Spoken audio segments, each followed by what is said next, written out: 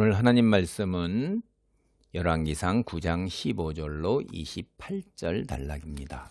솔로몬이라는 제목으로 하나님께서 주시는 교훈을 살펴보겠습니다. 세 단락으로 나눠 볼 수가 있어요. 세 단락으로. 이제 첫째 단락이 9장 15절로 20절입니다. 성경을 우리가 보면은 우리는 이미 앞서서 성전과 왕궁의 완공을 여러 차례 이야기한 적이 있어요. 근데 오늘 본문 이 부분에서 또다시 성전과 왕궁을 포함한 솔로몬의 건축 사업을 포괄적으로 요약하고 있어요. 성경을 읽다 보면 이렇게 반복해서 이야기가 나오고 있는 경우가 이렇게 흔하게 우리가 알 수 있어요. 9장 15절로 19절입니다.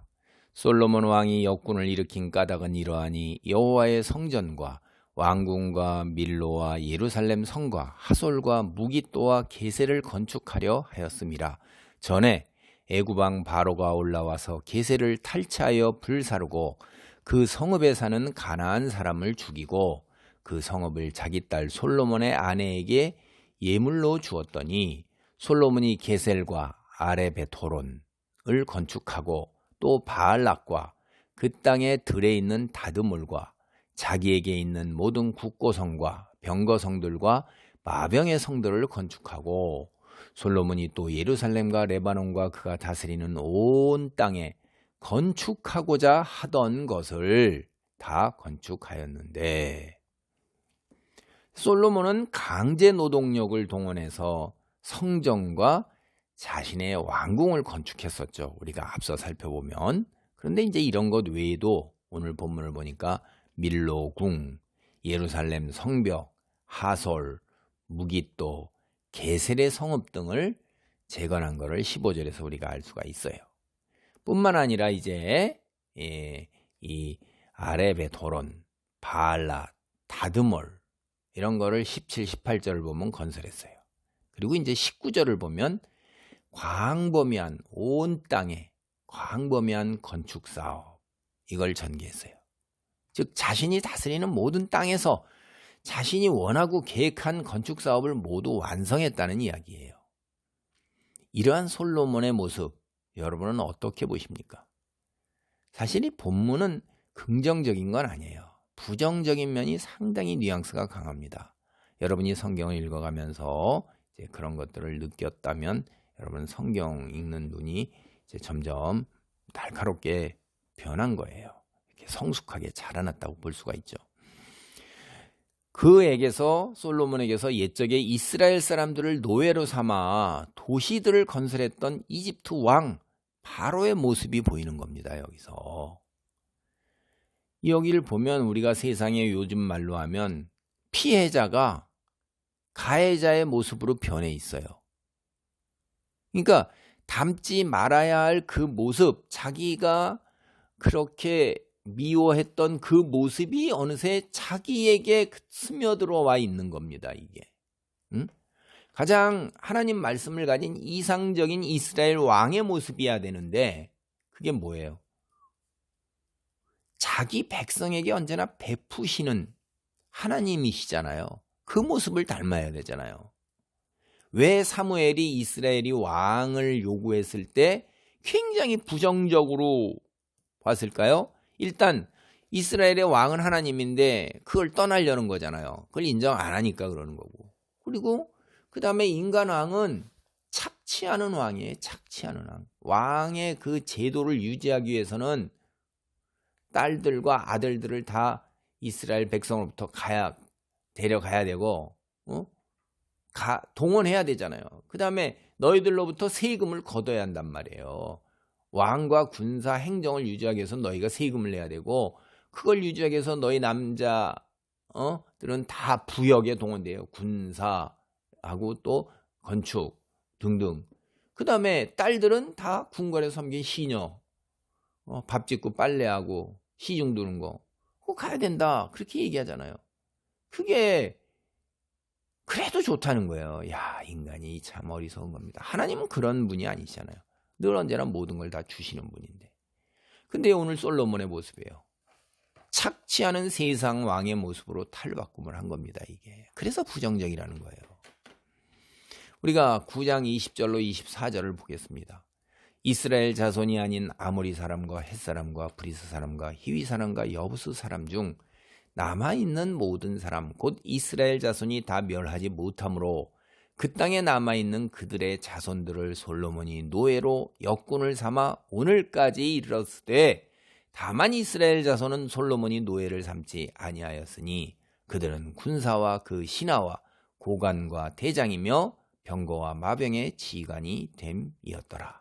솔로몬에게 이를 감독하는 우두머리 550명이 있어 일하는 백성을 다스렸더라. 바로의 딸이 다윗 성에서부터 올라와 솔로몬이 그를 위하여 건축한 궁에 이를 때에 솔로몬이 밀로를 건축하였더라.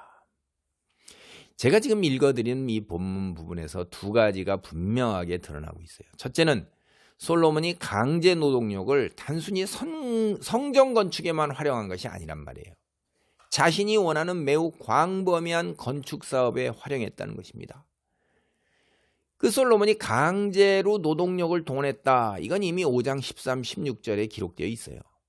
근데 이제 그곳에서는 솔로몬이 마치 성전 건축에만 강제로 노동력을 동원한 것 같은 그런 오해를 가져올 수가 있어요.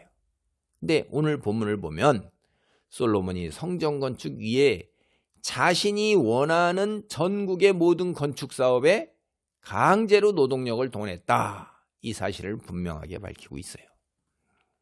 두 번째, 건축 사업에 강제로 동원된 노동력에는 이스라엘 사람은 단 한 사람도 없다. 이걸 분명하게 밝히는 거예요.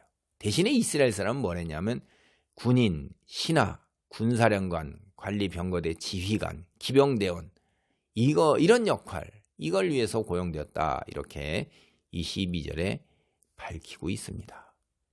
이제 여기서 문제는요. 이스라엘 사람들이 단 한 사람도 강제로 노역에 동원되지 않았다. 이런 단순한 해명으로 모든 것이 다 해결되는 건 아니에요. 신앙의 관점에 볼 때. 오늘 이 본문에서 이야기하고 있는 몇 가지 내용이 이제 우리가 뒤에 보면 드러나는 솔로몬의 몰락을 예고하고 있는 암시를 주고 있는 것으로 우리가 판단해 볼 수 있어요. 첫 번째, 이미 3장과 7장에서 부정적 요소로 언급된 이집트 왕 바로의 딸이에요. 응? 이게 다시 16절과 24절 이달락에서 두 차례나 나오고 있어요. 특히 24절은요. 바로의 딸이 드디어 다윗의 왕궁을 떠나 솔로몬이 그녀를 위해 건축한 궁궐에 들어가게 되었다. 이렇게 말하고 있어요. 역대하 8장 11절도 열왕기하고 같은 맥락의 그 이야기들이 쭉 이어지고 있어요. 스토리가. 그런데 이제 관점이 조금씩 다르죠. 솔로몬요. 8장 11절 제가 읽어드릴게요. 솔로몬이 바로의 딸을 데리고 다윗 성에서부터 그를 위하여 건축한 왕궁에 이르러 이르되 내 아내가 이스라엘 왕 다윗의 왕궁에 살지 못하리니 이는 여호와의 귀가 이른 곳은 다 거룩함이니라 했더라. 무슨 이야기입니까? 솔로몬은요. 자신의 아내인 바로의 딸이 다윗의 왕궁에서 살 수 없었던 것은 다윗의 왕궁은 법궤가 지나간 거룩한 곳이라는 거예요. 그래서 그런 명분과 논리를 내세우는 겁니다. 일견 설득력 지니고 있는 것처럼 보이죠. 근데요. 사실 거룩함을 이야기해서 이렇게 내세우려고 그러면 아니 애시당초 선조들을 노예로 부렸던 이집트 왕 바로의 딸 다시 말해 이방인과 통혼을 금지한 하나님의 말씀을 어기면서까지 바로의 딸을 아내로 맞이해 놓고 나서 이제 거룩함을 들먹인다 이 말이에요. 여러분 이게 앞뒤가 맞아요? 인간의 그 폐악한 본성, 악한 본성, 자기를 합리화시키고 정당화시키는 거 이런 어거지를 쓰는 거예요. 이 바로의 딸 솔로몬의 몰락의 절정 묘사가 어디서 나오냐면 11장에 나와요. 근데 그때 다시 등장합니다. 이 바로의 딸이. 그러니까 오늘 본문은 이거 11장에서 등장하는 바로의 딸이 앞에서 여러 차례 나오더니 드디어 여기서도 짧은 단락에서 두 번이나 나오고 이제 11장에 또 나오는구나. 계속 이어져서 연결돼서 나오니까 이제 준비하는 듯한 이런 인상을 우리가 봤죠. 거룩과 성결을 언급하면서 솔로몬이 거룩과 성결 자체를 어기고 이방인의 딸과 결혼하더니만 결국은 어떻게 돼요? 거룩과 성결을 버리고 바로의 딸의 신을 쫓잖아요. 이게 무슨 역설적인 이야기고 안타까운 이야기고 말도 안 되는 이야기. 슬픈 거예요 이게. 인간요 그럴듯하게 포장해요. 명분을 내세요. 많은 사람들에게 자기의 명분이 그럴싸하게 들리고 논리가 있고 설득력이 있는 것처럼 실상은 이중적이고 자신의 탐욕을 갖추기 위한 변명에 지나지 않나요? 그거 세상 사람들이 다 알아요. 자기만 모르는 거예요. 세상 사람들이 다 알고 있는 거를. 우리 그런 이야기 세상에서도 흔히 하잖아요. 너 빼고 세상 사람이 다 알고 있는데 넌 마치 네가 그럴싸하게 참 변명을 잘하고 있고 합리화를 잘하고 있는 것처럼 생각한다. 그런 이야기 자주 듣습니다. 둘째, 바로의 딸만큼이나 우리를 불안하게 만드는 요소가 이들의 정체성이에요. 성경은 그들이 아모리 사람과 헷 사람과 브리스 사람과 히위 사람과 여부스 사람이라고 이렇게 밝히고 있어요. 이렇게 이 가나안 사람들이거든요. 이 사람들. 이게 성경에 여러 군데서 많이 나옵니다. 이렇게. 제가 공부할 때도 왜 이렇게 이런 족속의 이름들을 이렇게 꼭 외우라고 그러고 이걸 시험을 보고 그러지 뭐 이런 생각을 한 적도 있었어요. 이게 구체적으로 이 어느 족속 사람들인지가 성경에 자주 나와요. 이들은 하나님께서 가나안에 입성하는 이스라엘 백성에게 진멸하라고 명령하셨던 족속들이세요. 출애굽기 23장 23절로 24절에 이렇게 돼 있어요. 내 사자가 네 앞서 가서 너를 아모리 사람과 헷 사람과 브리스 사람과 가나안 사람과 히위 사람과 여부스 사람에게로 인도하고 나는 그들을 끊으리니 너는 그들의 신을 경배하지 말며 섬기지 말며 그들의 행위를 본받지 말고 그것들을 다 깨트리며 그들의 주상을 부수고. 이 하나님께서 아모리 사람과 헷 사람과 브리스 사람과 히위 사람과 여부스 사람을 진멸하가 그렇게 하셨죠. 그 이유가 그들이 이스라엘을 영적으로 실족하게 할 걸 그걸 우려하셔서 그렇게 하신 거예요. 그런데 이제 비록 그들이 노예이기는 하지만 솔로몬의 왕국이 아직 건재하고 있어요. 그럼 하나님 말씀을 다 따르지 못한 거고요. 하나님의 우려가 이제 현실로 드러나는구나. 영적으로 그들이 따르는 신들을 쫓게 되는구나. 우리는 그런 느낌을 가지게 된다 이 말이에요. 세 번째 이제 성경 본문이 밝히고 있는 가장 심각한 사실인데 이게요. 이집트의 바로가 게셀을 정복해서 그 땅을 자기 딸에게 결혼 지참금으로 주었다는 거예요. 16절을 보면. 근데 이 게셀이라는 곳이 예루살렘에서 겨우 30km 북쪽에 떨어져 위치한 도시예요. 여호수아서 16장 3절 여기입니다. 서쪽으로 내려가서 야블렛 족속의 경계와 아래 벳호론과 게세레까지 이르고 그 끝은 바다라. 이게 뭐냐면 이 지역이 에브라임 지파에 속한 땅이라는 거예요. 그 여호수아가 나눠줘서 분배를 이렇게 했단 말이에요. 이게 게셀까지. 근데 사사기 1장 29절 에브라임이 게셀에 거주하는 가나안 족속을 쫓아내지 못하며 가나안 족속이 게세에서 그들 중에 거주하였더라. 그러니까 이 땅이 여호수아의 군대 에브라임에게 준 땅인데 정복하지 못한 거예요. 그런데 바로가 게셀을 취해서 가나안 사람을 죽이고 딸에게 결혼 지참금으로 주었다.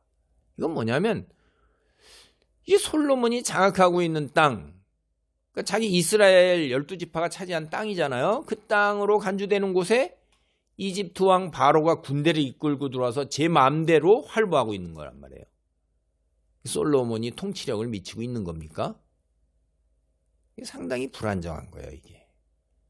제가 다시 말씀드리면 이제 이런 요소들 속에서 바로의 딸과 결혼하는 걸 보면 그리고 강제 노동력을 동원한 걸 보면 제가 또 말씀드립니다. 솔로몬은 이스라엘이 그렇게 싫어하고 혐오하던 이집트의 바로 출애굽기 당시에 얼마나 가혹한 노동으로 일부러 의도적으로 그렇게 이스라엘을 가혹하게 그랬잖아요. 그 이집트의 바로가 되어가고 있는 거예요. 오늘 본문의 둘째 부분은 이제 열왕기상 9장 25절 한 절입니다. 솔로몬이 여호와를 위하여 쌓은 제단 위에 해마다 3번씩 번제와 감사의 제물을 드리고 또 여호와 앞에 있는 제단에 분향하니라. 이에 성전 짓는 일을 마치니라. 이 부분에서 솔로몬은 대제사장의 모습을 보이고 있습니다. 솔로몬은 매년 3차례씩 성전에서 하나님께 제물을 드렸습니다. 아마 이스라엘 남자들이 하나님의 말씀에 따라 성전을 찾아와 지켜야 하는 최소한의 절기들을 뜻하는 것으로 보입니다. 하나님께서는 일찍이 모세를 통해서 이스라엘의 모든 남자가 매년 3번 나오는 본문을 보면요. 무교절, 맥추절, 수장절. 이 맥추절은 77절이라고도 하고 수장절은 초막절로도 불려요. 여호와의 성전에 나와 제사를 드리라고 말씀하셨어요. 출애굽기 23장 14절로 17절입니다. 너는 매년 3번 절기를 내게 지킬지니라. 너는 무교병의 절기를 지키라. 내가 네게 명령한 대로 아비벌에 정한 때 이래 동안 무교병을 먹을지니 이는 그 달에 내가 애굽에서 나왔음이라. 빈손으로 내 앞에 나오지 말지니라. 맥추절을 지키라. 이는 내가 수고하여 밭에 뿌린 것의 첫 열매를 거둠이니라. 수장절을 지키라. 이는 내가 수고하여 이룬 것을 연말에 밭에서부터 거두어 저장함이라. 내 모든 남자는 매년 3번씩 주 여호와께 보일지니라. 같은 이야기가 신명기 16장 16절로 17절에 나와요. 너의 가운데 모든 남자는 1년에 3번 곧 무교절과 칠칠절과 초막절에 내 하나님 여호와께서 택하신 곳에서 여호와를 배웁되 빈손으로 여호와를 배웁지 말고 각 사람이 내 하나님 여호와께서 주신 복을 따라 그 힘대로 드릴지니라. 그러니까 이스라엘 백성들은요, 이집트에서 나오게 된 것을 기념하기 위해서 일주일 동안 누룩이 들어있지 않는 빵을 먹고 지내는 무교절, 그 다음에 또 한 해의 첫 수확, 봄이죠. 이게 이제 보리 같은 이런 첫 수확의 열매를 감사하며 드리는 맥추절이에요. 맥추. 그 다음에 이제 추수의 끝을 알리는 수장절, 추수감사절이 이제 여기서 유래되죠. 솔로몬 매년 이 3가지 절기를 지킨 거예요. 이 부분에 이제 마지막 문장이 이에 성전 짓는 일을 마치니라. 이런 말이 나오는데 되게 대단히 생뚱맞죠? 성전 짓는 일이 아니에요. 여기는 지금 제사 드리는데 이렇게. 그러니까 여러분이 성경은요, 이게 굉장히 오래됐잖아요. 그리고 많은 사람들에게 쓰여져서 저구전으로 이렇게 전해 내려오고 그다음에 기록된 부분이 그렇게 많지가 않잖아요. 그러니까 또 읽지도 못한단 말이에요, 우리가. 이들이. 그래갖고선 뒤에 가서 이제 모음을 붙인 일이 있는데 그게 맞소라 본문이라는 건데, 그래서 이 어떤 구절은 훼손이 된 부분도 조금씩 있고 그 다음에 또 있어도 번역이잖아요. 지금 이게 다. 응? 그 번역을 하는데 이렇게 번역이 되는가 저렇게 번역이 되는가 하는 이런 어려움들이 많아요. 그런 구절, 난해한 구절들이 있어요. 여기도 그 부분 중에 하나예요. 굉장히 생뚱맞죠. 이렇게 나올 수가 없잖아요. 근데 그래서 이게 무슨 의미인가를 문맥상에서 이제 잘 앞에 보면서 우리가 봐야 되는데, 이걸 문자적으로 그대로 옮기면 그가 집을 끝냈다 이렇게 돼요.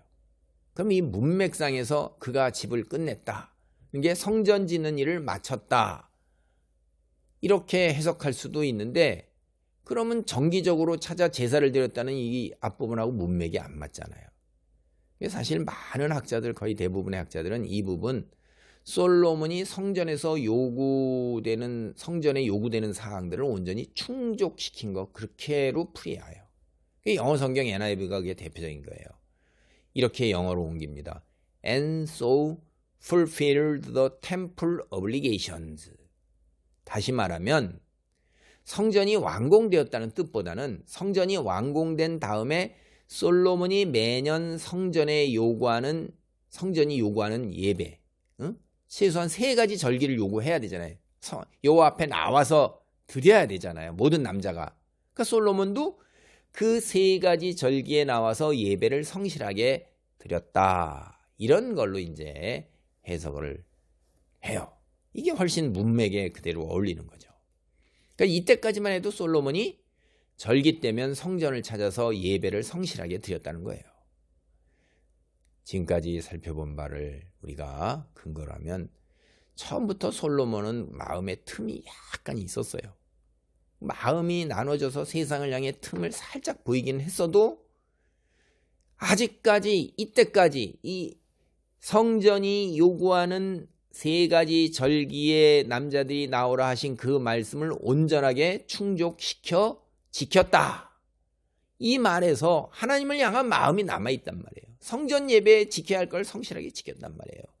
솔로몬의 이런 모습에서 우리는 뒤에 이어지는 몰락하는 모습까지 생각해보면 야, 이게 우리가 한때 성숙했다 그래갖고선 굉장히 믿음이 올라갔다 이래갖고 그 믿음이 저절로 계속해서 유지될 것이다 이런 생각을 하면 안 된다는 거예요. 그건 환상이라는 거예요. 우리가 인생을 조금 이렇게 살아본 사람들은 경험적으로도 알아요. 내 믿음이 상승 국면이 있고 하강 국면이 있어요. 이건 마치 우리 신체 리듬이 상승과 하강이 있는 것처럼 그렇구나 라는 걸 깨닫게 돼요. 어떤 때는 슬럼프가 있다 이 말이에요. 그래서 깨어있지 않으면 자칫 하나님을 이게 오래 떠날 수도 있어요. 또 자칫하면 정말 자칫하면 아예 하나님을 떠나게 되는 최악을 맞이할 수도 있는 게 우리예요. 그것밖에 안 돼요 우리가. 그래서 우리의 이런 모습이 예수님의 씨앗 비유에서도 잘 드러나요. 이 마태, 마가, 누가복음에 나오는 4가지 땅에 떨어진 씨앗 비유를 보면 돌밭과 가시떨기에 떨어진 씨앗은 싹이 나오거나 자라기는 하지만 결실을 하지 못해요. 그러니까 이게 무슨 얘기냐면 결국 마침내 교회를 떠나는 거죠. 오로지 좋은 땅에 떨어진 씨앗만이 30배, 60배, 100배의 결실을 맺는다 이 말이에요. 성령의 열매도 맺고 전도의 열매도 맺는 거예요. 우리가 이 마태복음과 마가복음과 누가복음에 다 이런 4가지 땅의 씨앗 비유가 나와요. 여러분, 솔로몬도 아예 처음부터 하나님을 믿고 따르지 않은 거 아니에요. 살아가면서 점차적으로 하나님을 떠나기 시작했던 것입니다. 우리가 살다 보면 믿음을 기준으로 해서 생각하면 하강 국면이 있을 수 있어요. 그런데 그런 하강이 우리로 하여금 믿음을 완전히 떠나게 만드는 것이 대해서는 결코 안 된다 하는 이야기예요. 그리고 제가 또 한 가지 또 말씀드릴 게 교회에 출석한 지 10년이 지난 후와 20년이 지난 후는 분명히 이게 믿음이나 성숙 이런 관점에서 차이가 있어야 하는 거예요. 이 예수님 비유적으로 말씀드리면 믿음이 싹만 나고 그리고 그 상태에서 머물러 있어요. 또 자라기는 자라는데 입이 무성해요. 근데 열매를 맺지 못해요. 무화과 비유죠. 예수님이 저주하셨어요. 열매를 맺지 못하니까. 이게 늘 제자리에 머물러 있으면서 싹만 간신히 틔우고 있는 상태, 조금씩 자라나는데 거의 자라지 않는 상태, 혹은 자라긴 자라는데 종교적인 화려함으로 입은 어마어마하게 무수하고 수영은 좋은데 열매가 없어요. 열매가. 성령의 열매와 전도의 열매, 행위의 열매가 없어요. 성품이 거룩하지가 않아요. 물질 다 세상 사람 허위 이중적이고 가식적이에요. 겉으로. 종교적 행위가 어마어마하게 열심히 해요. 권사, 장로 높은 자리까지 다 올라와서 기도도 잘하고 입술에 기름 바르는 것처럼 말도 잘하고 성경도 무지하게 잘 알아요. 헌금도 하면서 하는 것 같은데 결정적으로 본인이 제일 잘 알아요. 마음, 영적으로 중병에 걸려 있어요. 이런 중병이 꼭 치유되고 회복돼야 한단 말이에요. 그래서 영적 건강을 되찾아서 결실을 맺어야 되는 거예요. 예수님처럼 섬김의 자리로 가야 되는 거예요. 그리고 예수님이나 하나님처럼 여러분 자기가 가진 것이다 청지기적 관점에서 사랑의 축복의 은혜의 통로가 돼서 자기 손을 거쳐서 가는 것뿐이지, 그리고 자기만 누리고 쓰려고 그리고 쌓아 놓으려고 이러지 않는다 이 말이에요. 사도 바울처럼 배설물로 여기는 수준에까지 향해서 조금씩 자라나간다 이 말이에요. 그러니까 세상의 것들을 내려놓는 그런 자리에 점차 그 폭이 넓어지는 거야. 다 내려놓을 수가 없죠. 인간은. 우리도 먹고 살아야 되니까. 그러니까 제 얘기는요, 가진 것 중에 0.1%라도 그렇게 시작을 해서 그게 1%가 되고 5%가 되고 10%가 되고 20%가 되고 이스라엘 백성들은 기준적으로 매년 20%씩을 하나님 앞에 드렸던 거예요. 10%는 11조고 10%는 구제 사업을 위해서 내놨던 거예요. 그리고 그 외에 또 다른 헌금, 절기헌금이나 뭐나 많이 있잖아요. 더 드린 거죠. 그러니까 제가 퍼센트는 우리가 구약을 그대로 지킬 필요는 없지만은 100% 오늘날 내게 없는 거예요. 다 하나님 거예요. 청지기예요. 우리는 내가 가지고 있는 거 하나님께 잠깐 이 세상 살면서 누리고 쓰고 제대로 하라고 맡긴 겁니다. 그래서 근데 이게 그렇게 쉽지가 않죠. 그거 내려놓는 게 크게 내 손에서 포기하는 게 굉장히 어려운 거죠. 그걸 하면 도튼 겁니다. 속된 말로 어떤 세상 종교에서는 열발의 경지에 올라간 거예요. 그냥 이 세상을 넘어서 저 신이 된 거예요. 우리는 신적 자녀잖아요. 근데 제가 여러분한테 100% 다 내려놓아라 그런 얘기는 아니에요. 0.01%라도 시작을 해보셔라. 그래서 사람마다 수준이 다 다른 거고 경우마다 형편마다 다른 거니까 그거는 뭐 어떤 하나님께서 잘했다 못했다 하는 거는 1달란트 가지고 너는 10달란트 가진 사람이 더 잘했다 이렇게 얘기 절대 안 하셔요. 하나님은. 성경이 그렇게 얘기하니까. 네, 오늘 본문 셋째 부분이 열왕기상 9장 26절로 28절입니다. 솔로몬 왕이 에돔 땅 홍해 물가에 엘롯 근처 에시온 게벨에서 배들을 지은지라 히람이 자기 종 곧 바다에 익숙한 사공들을 솔로몬의 종과 함께 그 배로 보내매 그들이 오빌에 이르러 거기서 금 420달란트를 얻고 솔로몬 왕에게로 가져왔더라. 솔로몬은 에시온 게벨이라는 곳에서 배를 만들었어요. 두로 왕 히람은 자기 사람들을 보냈어요. 그래서 그 배로 먼 곳까지 항해를 했습니다. 이 솔로몬이 히람에게 매우 형편없는 땅을 주었지만 아직도 두 왕의 관계가 그대로 유지되고 있어요. 이 솔로몬의 힘이 두로에 그대로 미치고 있는 겁니다. 그리고 또 서로 주고 받을 것이 있는 상황이에요. 그러니까 관계가 쉽게 깨어지지 않은 것입니다. 이 에시온 게벨이라는 곳은 홍해가 시내반도 근처에서 두 줄기로 갈라지는 곳에 있어요. 이 중 동쪽 줄기에 속하는 곳, 이제 오늘날 이제 아카바만으로 알려진 곳 북쪽에 위치해 있는 항구 도시입니다. 근데 오늘날에는 이제 지리 변화로 인해서 여기가 항구가 아니고 내륙 땅이 되었어요, 그냥. 그래서 본문을 보면 히람이 지중해 페니키아 지역 해안을 완전히 장악하고 있었고 솔로몬은 홍해 지역을 장악하고 있는 겁니다. 이 두 왕이 지중해와 인도양의 해상무역을 장악하고 있는 거예요. 솔로몬이 인도양의 해상무역에서 다 가져오면 그거를 이제 페니키아 지중해에서 북아프리카와 유럽 그 이쪽으로 다 날라서 이득을 보는 거죠. 이 두 왕이 연합한 거죠. 고대 근동의 국제무대에서 해상무역에 대단한 실력을 과시한 것입니다. 이들은 금으로 유명했던 오빌에 가서 금 420달란트, 즉 14.7톤을 가져왔어요. 오빌이 아라비아 지역에 있는데 오늘날까지 정확한 위치가 밝혀지지 않고 있어요. 이 오빌은 성경에서 자주 나와요. 이 욥기 22장 24절 내 보화를 티끌로 여기고 오빌의 금을 계곡의 돌로 여기라. 또 욥기 28장 16절에도 나오고 시편 45장 9절에 왕이 가까이 하는 여인들 중에는 왕들의 딸이 있으며 왕후는 오빌의 금으로 꾸미고 이렇게 나와요. 그리고 이사야 13장 12절에도 내가 사람을 순금보다 희소하게 하며 인생을 오빌의 금보다 희귀하게 하리로다. 그러니까 이 오빌이 당대 이때까지도 굉장히 이제 금으로 다 온 세상에 알려져 있는 거죠. 뒤에 나오는 이제 성경을 보면 솔로몬의 명성을 듣고 많은 금을 가지고 그를 찾아왔던 여왕이 있어요. 스바에서 와요. 스바는 오빌과 비슷한 지역에 있어요. 솔로몬은 이처럼 세상적으로 대단한 성공을 이룬 겁니다. 무역을 통해 얻은 수입으로 자신의 화려한 삶을 이어갈 수 있었어요.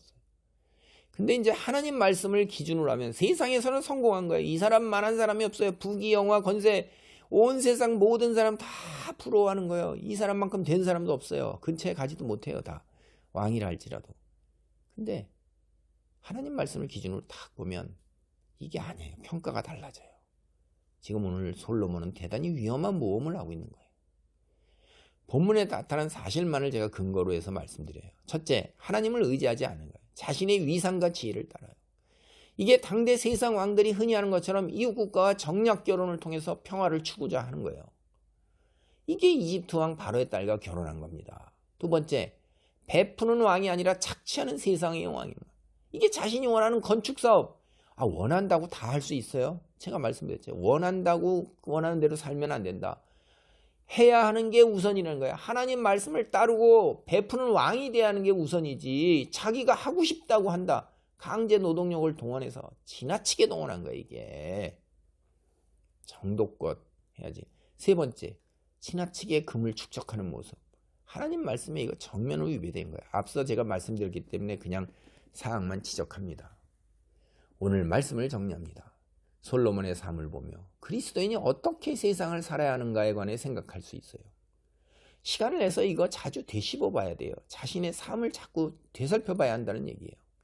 우리가 일반적으로 하나님께 간구하는 것들이 솔로몬이 누렸던 부귀영화의 범주에서 크게 벗어나지 않는다면, 그것을 가장 화려하게 누렸던 솔로몬, 신앙적 관점에서 점수를 주기 어렵다. 이 점을 우리가 심각하게 고민해 봐야 되는 거예요. 응? 내가 간구하는 것이 솔로몬의 그 부귀영화 안에 들어가 있는 거면 솔로몬은 점수를 거의 못 받았는데, 그럼 내가 간구해서 나도 점수를 거의 못 받잖아요. 그걸 왜 기도로 간구해야 되죠? 그러니까 하나님께 무엇을 간구해야 이게 성숙한 믿음이고 그리스도인일까? 다시 말하면 우리는 무엇을 목표로 해서 성경에서 나그네 여정이라고 비유하는 이 인생을 살아가야 할까? 그리고 또 이제 우리가 세상에서 누리고 싶은 부귀영화의 분복, 이게 내 신앙과 어떻게 조화를 이루어야 되는가? 제가 부귀영화 이거 다 버려라, 신앙인은 가난해야 된다, 그런 얘기 절대 아니에요. 신앙인은 공부 안 해도 된다, 재능 개발 안 해도 된다, 그런 말도 안 되는 소리 입에 올리지도 마세요. 당연히 해야 되고 당연히 해야 되고, 죽어라고 노력해야 되고, 죽어라고 돈 벌어야 되고, 죽어라고 일해야 되는 거 맞아요. 근데 죽어라고 하는 것보다 먼저 앞서야 하는 게 뭐예요? 그게 하나님의 말씀에 순종하는 거고, 그리고 죽어라고 벌고 갈고 닦는 거 왜 그래요? 하나님의 영광을 위해서요. 내가 누리려는 게 아니라. 그렇게 조화를 이루는데 말은 쉽죠. 그리고 알기는 알죠. 근데 그게 쉬울까요? 그래서 이제 잘 생각을 해보시라 이 말이에요. 세상에서 내 분복, 신앙과 조화를 이루는 것, 이게 각자 처한 형편과 믿음의 수준에 따라서 답이 천차만별로 달라집니다. 굉장히 폭이 넓어요. 옳고 그름이 아니에요. 이게 예수님이나 하나님께서 너 틀렸다라고 얘기 절대 안 하셔요. 어마어마하게 넓은 폭으로 하나님께서 다 받아들여 주십니다. 그래서 각자의 답을 OX처럼 단순하게 이야기하지 마시라 이 말이에요. 살아가면서 언제나 더 나은 정답을 신앙의 수준에 따라서, 올라가는 위치에 따라서 추구하게 되는 거예요. 각자의 답을 하나님께 인정받고 칭찬받고 또 상급으로 보장받을 수 있기를 제가 기도합니다. 아멘. 할렐루야. 하나님 감사합니다. 오늘 우리 하나님 말씀을 통해서 온 세상이 부러워하는 가장 성공한 부귀영화 권세, 모든 쾌락까지 다 누린, 명성까지도 다 누린 솔로몬이 하나님 말씀을 기준으로 할 때 몰락한 것을 보면서 내가 이 땅의 인생의 여정을 어떻게 살고 무엇을 간구하며 무엇을 목표로 해야 할지를 생각해 보게 하옵소서. 하나님께 인정받고 칭찬받고 상급으로 보상받을 수 있는 믿음의 수준, 이 땅에서 복된 인생, 또 기쁨과 즐거움이 넘치는 인생이 되도록 아버지 나를 인도하시고 도우소서. 예수님의 이름으로 기도하옵나이다. 아멘.